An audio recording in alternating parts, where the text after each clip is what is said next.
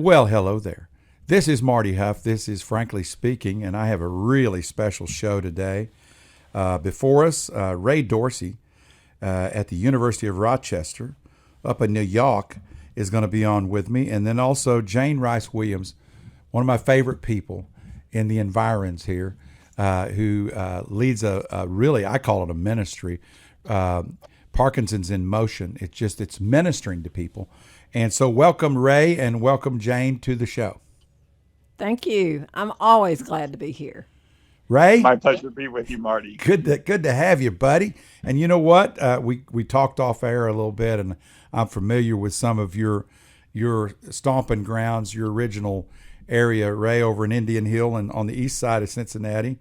And you got the Cincinnati in you, right? Yes, I love Cincinnati. I loved growing up in Cincinnati, and if you cut me open, I'm probably got Cincinnati Reds blood in me. I do too, and that's a whole different conversation. But I'd say Jane's got a little Reds in it. She's probably her grandpa or something. All those mountain guys, including my grandpa, they would go up north for work in Dayton, Cincinnati, and there, and that's where they fell in love with the Reds. But anyway, Ray, great to have you. You're at the University of Rochester. Tell us about what you do there. Well, I'm a neurologist. I care for people with Parkinson's disease, and for the last 5 or 6 years, with people like Jane, I'm adamant about trying to prevent Parkinson's disease. I think Parkinson's, which is the world's fastest growing brain disease, is preventable. Wow. Parkinson's is preventable. And we needed to treat it as such. I think it's toxicants in our food, water, and air, including pesticides that are sprayed in upstate New York and sprayed in Ohio and sprayed in Kentucky, sprayed in West Virginia, are among the likely causes of this terrible disease. That may be the most encouraging 3 words. Parkinson's is preventable. Right. That people can hear, because people, I'm sure they just throw in some of them want to throw in the towel when they hear that they have it or a loved one has it, but it's not that way. It's not really that. It's preventable, you know. It's preventable. And if we clean up our air, if we clean up our food, if we clean up our water, we will all be at lower risk of developing Parkinson's disease. We all saw what happened in Flint, Michigan, where lead was in the water. We know lead causes intellectual disabilities. Well, lead's a nerve toxin, and so are certain pesticides. And if you're spraying those pesticides on your fields, or if you just simply live near fields where some of these pesticides like paraquat are sprayed, you're at increased risk of developing Parkinson's disease, and that needs to end. I don't know that Jane became your disciple after reading your book or whatever and just hanging out with you and hearing you, but she really has carried the mail down here for that very message, what you're talking about, and she's well versed in it. I've had her on the show several times to talk about it, and she is a personal she knows. Well, it's disturbing that Parkinson's has been funded by our government at $250 million a year, which means it's defunded when you consider the inflation rate, and HIV is funded at $6 billion. I mean, there's no good reason that the fastest growing neurological condition on the planet is so underfunded. So, Dr. Dorsey, when I got up the other morning and realized the Senate had actually passed this national plan, I've never been so excited, and I immediately emailed you about being on our show or on Marty's show. Our show, Jane. This is our show. And Kyra's with us. Kyra, your intern, is with us. We have an intern with us from Appalachian Lens Project. It's a project through Harvard University, and we've had 2 last year, and this year we have Kyra, so she's here with us today too, but she doesn't want to talk. So it's really beautiful, though, what you've been able to kind of make happen around here. Ken Dorsey. Sorry, Ray. Ray Dorsey wrote a book called Ending Parkinson's Disease, and you kind of when I got with the program there. When the trip to Parkinson's World Congress, I can't remember what it's called now, but when that was coming up in Barcelona, I had a poster, and it was all about this book, Igniting a Flame. And the people around here are so excited because of Dr. Dorsey's and his co-authors, because of this book and the mission that they've set us all on. Let's talk about the book, Ray. It's a book that we ordered, Joyce and I. I think she actually read it. I always look for the audible.com one, because I'm going every minute. But Joyce, I think, already finished it. But it's Ending Parkinson's Disease. We can't cover it all on this show. Where can they get the book? Amazon? Where would you get the book? They can get it on Amazon. They can get it in their library. All the authors are donating all of their proceeds to efforts to prevent and end Parkinson's. And if any of your listeners can't afford a copy of the book, which I know it can be a cost to individuals, they can just email us at info@endingpd.org. info@endingpd.org with their mailing address, and we'll send them a copy for free. Okay, awesome. Tell us what's that book going to talk about? How's that going to? So what is Parkinson's disease? So Parkinson's is a new disease. It was first major description was in 1817 in London by a 61-year-old British surgeon named James Parkinson. And James Parkinson saw something new on the streets of London. He described 6 individuals with a disease that he said resulted in a stoop posture, a shuffling gait, a tremor, and a propensity to fall. And he says tremor has long been described in the literature. Even Shakespeare described people with tremor from other causes. But this new disease had not been classified in the medical literature, was not in the medical textbooks, and was a new disease. And he described 6 individuals with it. Fast forward 200 years later, the global burden of disease study estimates that over 6 million people have the disease. And their most recent estimate was that nearly 12 million people have the disease in 2021. So how do you go from 6 to 6 million in 200 years? Well, it can't be explained by genetics. Our genes don't change that fast. And it can't be explained by just aging alone, because there were old people in 1800s. John Adams was 90 years old and writing to Thomas Jefferson, who was 84 until they died, and neither of them had Parkinson's disease. So, and if you think about it, why is Dr. Parkinson describing this in London in 1800? Well, that's the height of the Industrial Revolution. Right. London's the capital, and the London fog had little to do with weather and everything to do with air pollution. Yeah. London air quality in 1800 was equivalent to what people in Beijing, China, and in Delhi, India breathe in today.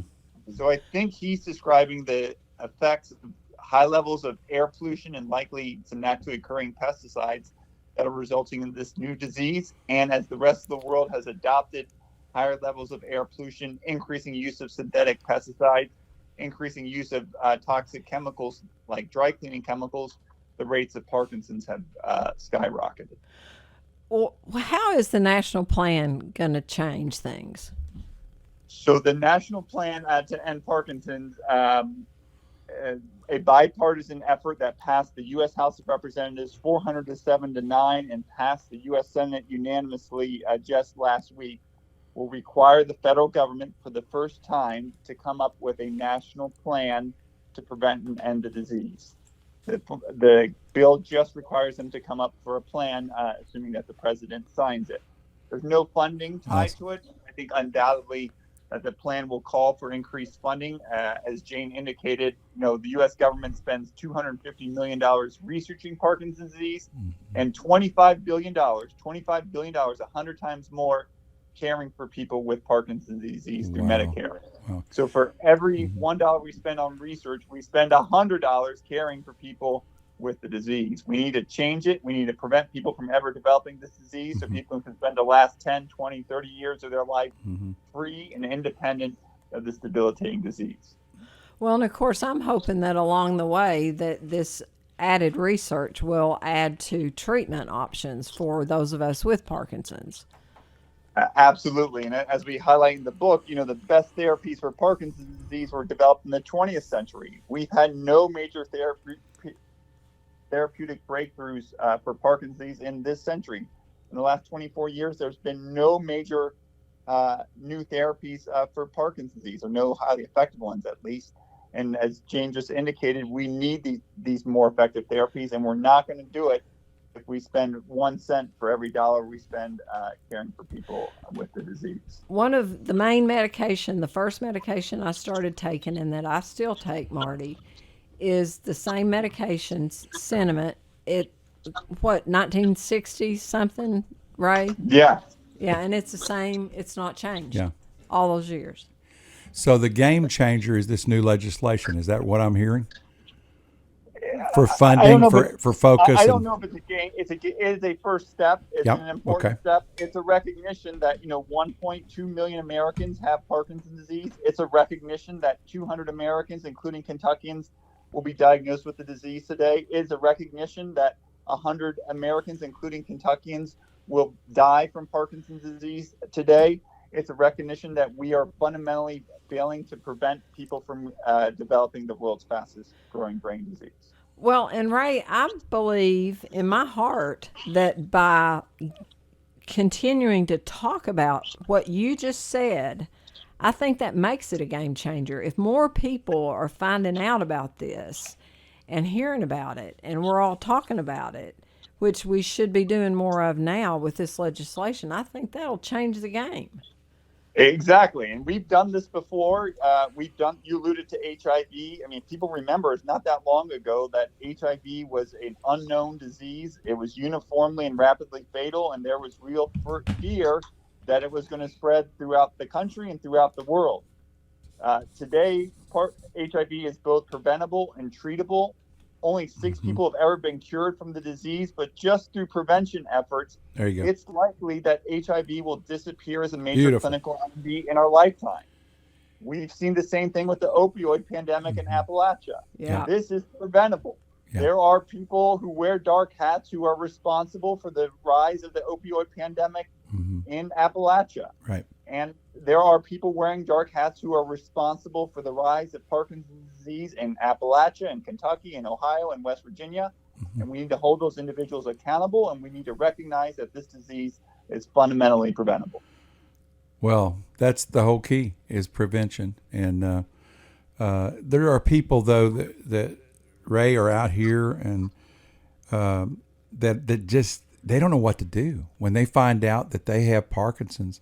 Just had a friend recently in St. Louis area, and his wife sent out this kind of a frantic post on Facebook. My husband has Parkinson's. We're just devastated. And the first thing I thought of, and I got from, were links from Jane. I just texted her immediately and said, I need some help. And she gave me some links, and I forwarded those on to them.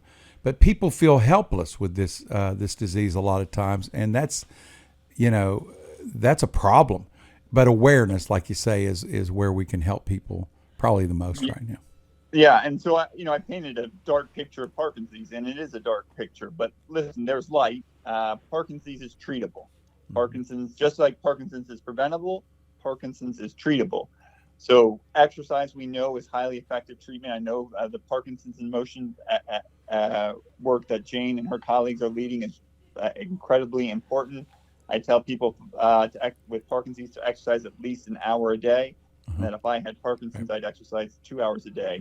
Unless you decided to lead a resource group, then you'd get your hour in and you'd say, there's so much else I have to do out there. And then people with Parkinson's need to avoid exposure to these chemicals. So, since writing the book, I've now heeded the advice of my wife, and I buy organic, and I wash all my fruits and vegetables with water and soap. Wow. If a lot of people in Appalachia get their water from wells, which people know far better than I do, are prone to be contaminated by pesticides from nearby farms. Yeah. So people need to test their wells for pesticides and other chemicals. People need to put a carbon filter, especially if you have Parkinson's disease or you don't want to get Parkinson's disease. A carbon filter, you can get one at the grocery store, Pure, Brita, plenty of other brands, to reduce exposure to toxins that can be coming in your drinking water. People need to be mindful that air pollution, rolling up your windows when you're going through traffic, an air purifier for your home. And these are all just the things that you can do before you even think about taking a medication to help treat the symptoms of Parkinson's. It's something you say that my wife is. She's one of you in the sense that she'll say she depends on that Brita water pure. I had some bottled water I brought home the other day. She said I don't want it. Thanks anyway.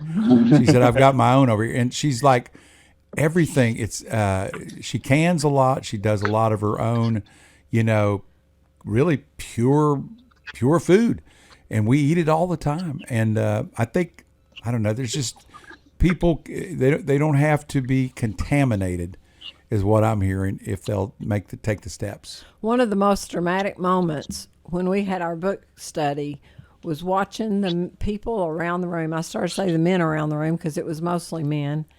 And one at a time they'd say, now I know where my Parkinson's came from. When I was in my 20s, I worked at such and such factory and was exposed to. And one lady said, well, if it's not genetic, why did my uncle and his two brothers have it? And I said, what did they do? And she said, well, they all farmed on the family farm. Yeah. So there you go, right? Yeah.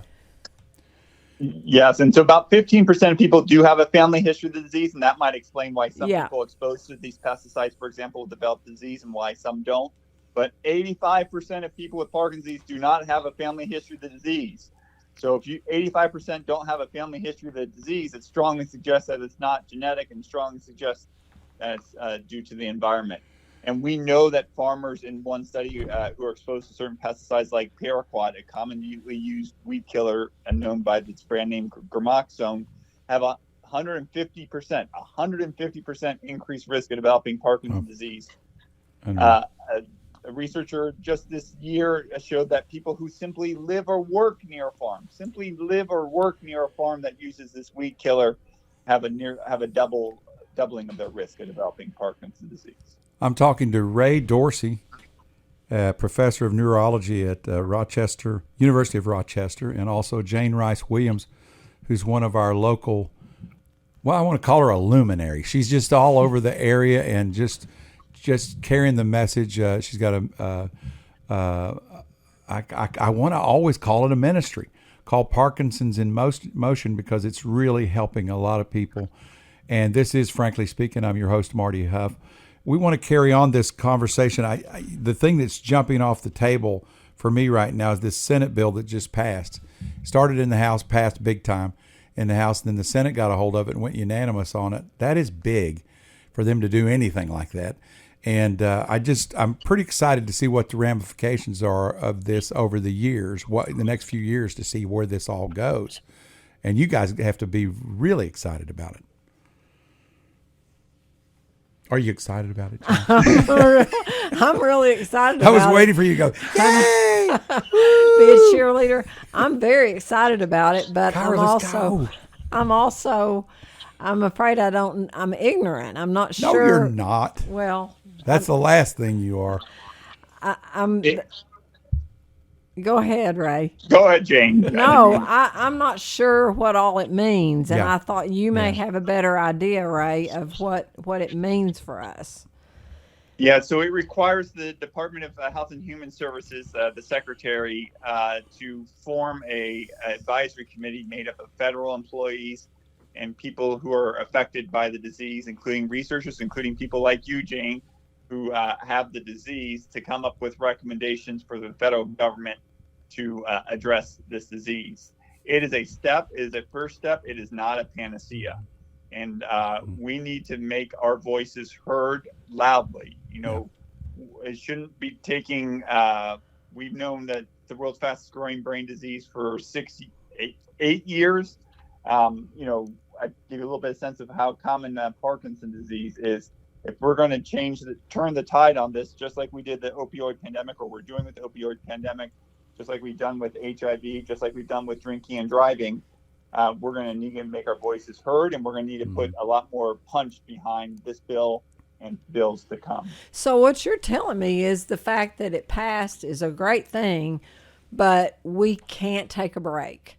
We can't look at it. Yeah. And I should also recognize, your Senator Capito from West Virginia was one of the chief sponsors of the bill in the U.S. Senate, and Jennifer Wexton, a congressman from Virginia, who actually has a very bad form of Parkinson's disease called progressive supranuclear palsy, or PSP, was one of the chief sponsors in the House. And this, as everyone knows, Parkinson's doesn't discriminate if you're a Democrat or Republican, Yeah. if you're a singer or a songwriter. Mm-hmm. It affects everyone, and it is Right. is something that we as a community, as a society, need to recognize that we can change the course of this disease, just like we changed the course of polio with the March of Dimes. We changed the course of HIV with unbridled activism. We changed the course of drinking and driving with Mothers Against Drunk Driving. And we're going to change the course of Parkinson's disease with people like Jane Williams and Parkinson's in Motion and the PD Avengers and other groups around the country and around the world who are making their voices heard. So the big picture is we can look at it two ways. Someone could go to your book, Ray, Ending Parkinson's Disease, and get a real big picture view of this, of what's going on and what to do. And then to me, there's just so much grassroots type thing going on here, the prevention of it and then the treatment of it. And I just think that Jane is right here, boots on the ground in our area to make people aware of it and help them when we hear of someone that's going through it or a family member that's going through it, how to link them up with help that they might need. So I want to just take this moment. Jane, tell us a little bit about Parkinson's in Motion, what you're doing, what's on the horizon. You've always got stuff. I can't believe how many things you've got going all the time. Well, we just got through with our annual run. Last year, our 5K, we were told to expect about 60 people, and we ended up with 197. And this year, it went up to 241, and we had a huge crowd of really excited people, and they're excited about helping. They're excited about finding out about Parkinson's and about helping. Everybody says, well, my grandmother, my uncle, everybody has some connection to it. So we have been in a brick and mortar place since around Christmas time. That place is not actually big enough to house our exercise classes, so we're moving out next door to Revolution Physical Therapy. Eddie Valentine out there treats most of the Parkinson's patients in this area and does a fabulous job with them, because when I got diagnosed, I drug him to the power training and said, you have to be trained. Yeah. And he's done a great job. Yeah. So we're moving out there actually today. We took a break to come do this show. Yeah. And we need funding to help us cover all those things. Okay. So if anybody, there's our website, parkinsonsinmotion.org. We're on Facebook. Just lots of things. Okay. Places to find out about. And then we have you on here from time to time, just kind of update us and let us know what's going on. Ray, it's been a joy to have you on the show with us. And, I just felt like that I'd heard you the one time at the library, and you gave a great little, almost like a thumbnail of everything, that was what you just said, but it was very, to the point of everything that you covered in your book. And he said that ordinary people like Jane are going to change. Yes, that's right. And then Miss Ordinary over there. It's going to be extraordinary people like Jane that changed the course of the disease. And it was extraordinary Americans who changed the course of polio. You have some listeners who remember polio. Yes. And a March of Dimes changed the course of that. It was an extraordinary woman, Candace Leitner, who changed the course of drinking and driving after her 13-year-old daughter was struck and killed by a drunk driver. Mm-hmm. It was extraordinary Americans in New York City and San Francisco who changed the course of HIV, not just for their communities, but for all of us. These are all gifts we've received from previous generations. I know you have a strong Christian listening community. We do. We have obligations to receive gifts, and we have obligations to reciprocate. Love it. Yep. And the gift that we need to give future generations is a world where Parkinson's isn't the world's fastest growing, but the fastest decreasing brain disease, where Parkinson's is increasingly rare, not increasingly common, and where people encounter Parkinson's in textbooks and not in their daily lives. Yeah. And that's the gift that we need to give. That's a beautiful thing, brother. And that's exactly what Jane and others are doing. Mm-hmm. Well, I'm extraordinarily grateful to the University of Kentucky for the fact that I didn't just go home and get on the couch. They gave me right from the outset a way to keep myself healthy. And that's made all the difference in the world, but that doesn't happen with a lot of people. Yeah. You know, Ray, you were just saying it, and I had a guy in here recently. We're in the Rotary Club together, and we were talking about polio. Well, we're down to 4 cases in the world. Yes. Two in Pakistan, 2, I think, in India, that they have identified that are left. We're working on those 4. And then just it's over. I mean, once that thing is under control and it's not spreading any longer or whatever, and that's an amazing thing, because as a kid I remember standing in line with all those kids in school in Cincinnati getting vaccinated. And you know, and TB same way. But we can do this. We just gotta pull together, and I think it's all coming together too, Ray. It really is. The future's bright. Well, when the man from the Rotary came around talking about what all they'd done, I said, you need to take on Parkinson's now. Polio's about You done. did it. I did. You did it. Jane is never at a loss for words or thoughts. She has great thoughts, and she did something the other day, Ray. I have to tell it. We had somebody talking about salt therapy at our Rotary Club, how we could get better with Himalayan salt being diffused and breathing it. And Jane leans up to me and says, "Remember Lot's wife." Remember, turned into a pillar of salt. Ray, you're a Bible man. You know that. Yes, I don't know the Bible nearly as well as you, but the Bible has lots of lessons that can be applied to lots of different issues that we encounter every day. Yeah, that's an inside joke. Sorry, Ray. Anyway, great to have you, Ray Dorsey of the University of Rochester, professor of neurology. It's been a joy to have you, and Jane Rice Williams, and little Kyra over there. Kyra came in. She's an intern for Parkinson's and Motions, Jane's intern. And we just are glad to have you guys with us today. This will air soon. We're recording it, of course, but it will air, and we hope you enjoyed it. Until next time, this is Marty Huff, and this is Frankly Speaking. We'll be back next Thursday, same time, same station. God bless you. Go with God. He'll go with you, and we'll talk to you later. Thank you so much, Ray. Thank you, Ray. Thank you. Bye-bye.